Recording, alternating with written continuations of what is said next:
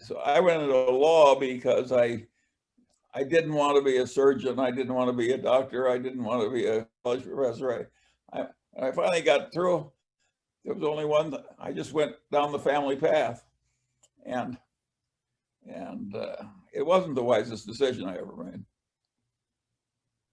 And you didn't, once you started to get into investment, your legal training, your mathematical background, your experiences. So well, what came to be resonant for you? Well, what happened was there were things I didn't like about law practice, but I had an army of children to support and no family money or anything to start with. So I had to make my way in life for this army of children. And I had to, it was going to be a little difficult. And there were things about law practice I saw that were quite limiting. And what happened was my pitifully small earnings as a young man, I kept underspending them, and I kept investing fairly boldly and fairly smartly. And at the end of my first 13 years of law practice, I had more liquid investments than I'd made in all those years of law practice pre-tax. I'd done that in my spare time with these little tiny sums. And so it was natural for me, partly prompted by Warren Buffett's success, to think I should just start working for myself instead of for other people. So another connection. $1,000 in my spare time. I thought, well, what will happen if I do it full time? So one of the things that connects in my career connects Caltech to investing is of course the process of discovery, which creates new technologies. And for an economic historian, one thing that we're very aware of is that technological change has driven a lot of the growth of the American economy over the last several centuries. But from your perspective as an investor, what have been the most dramatic transformation you've seen over those 75 years that Tom Rosenbaum reminded us that you've been connected to us, but also been living in Los Angeles?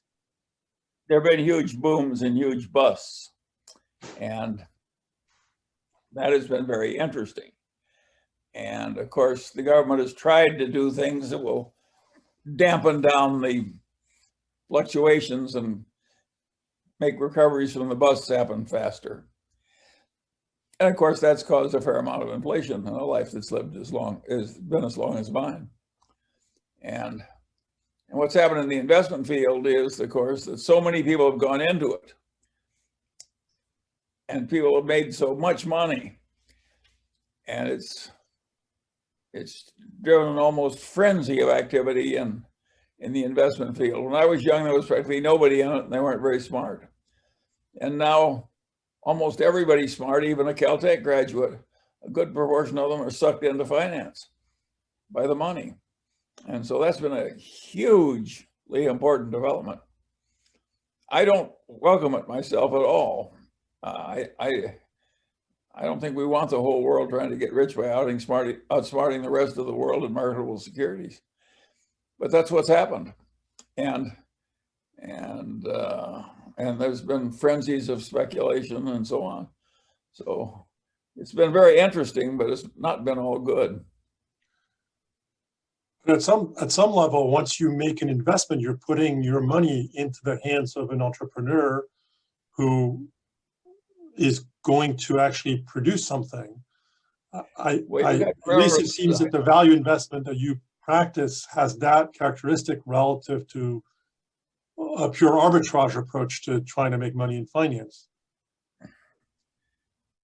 Well, I did not make my fortune, by and large, on the cutting edge of technology. My first investment with my pitiful savings of a venturesome sort, I invested in a company right in Pasadena, and it was called William Miller Instruments. And I damn near lost all my money. It was hell on earth. We just barely squeaked out with a substantial outcome. But And what did us in is that the oscillograph that we'd invented and we were so proud of, and we thought it was going to knock the world flat. Somebody invented magnetic tape without telling me. And by the time we got that oscillograph ready to go to market, we sold three total in the whole world, whole country. So this technology is a killer as well as an opportunity. And my first experience, it damn near killed me.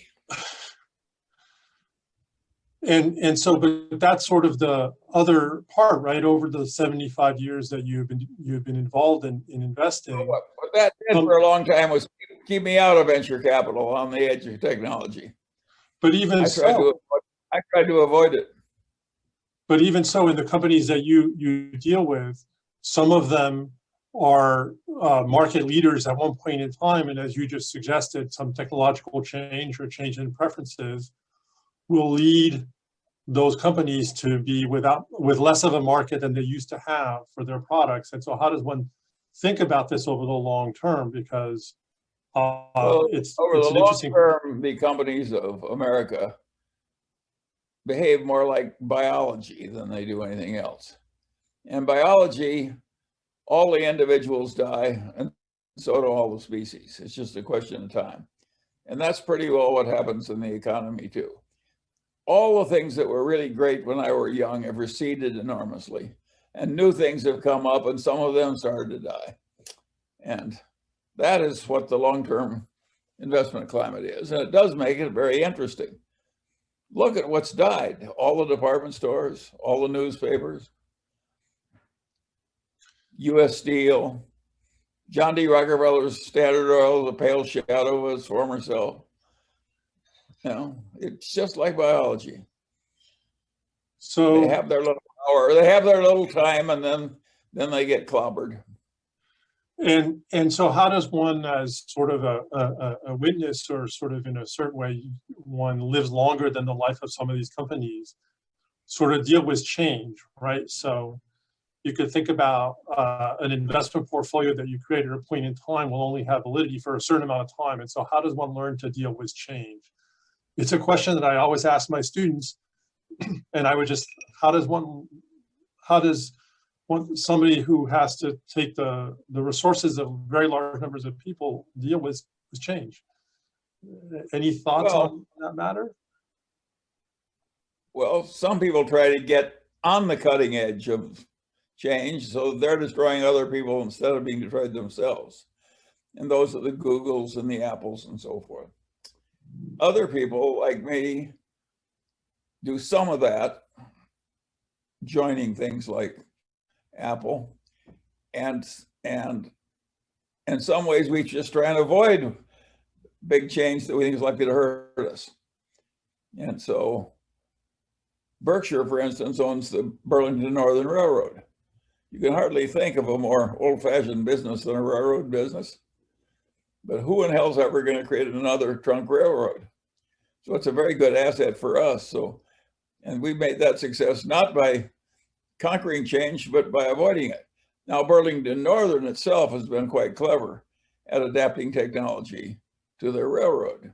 Imagine the good luck of being able to take an existing railroad and double deck all the trains and raise the heights of the tunnels a little and so forth. And all of a sudden you got twice the capacity at very little incremental cost, which is what that railroad has done. So that is a everybody uses new technology, but it really helps to have a position that almost can't be taken away by technology. How else are you going to carry goods from the port of Los Angeles to Chicago, except on our railroad? By far the best investment you can make is in yourself. If you invest in yourself, nobody can take it away from you.